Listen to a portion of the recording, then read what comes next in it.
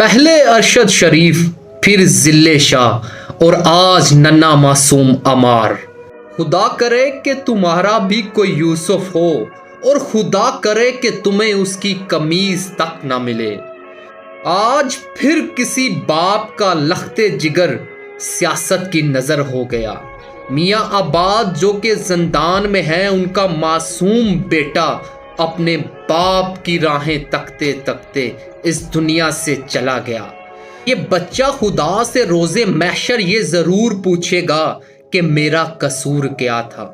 یہاں تو اسے انصاف نہیں ملا، لیکن وہاں ضرور انصاف ملے گا۔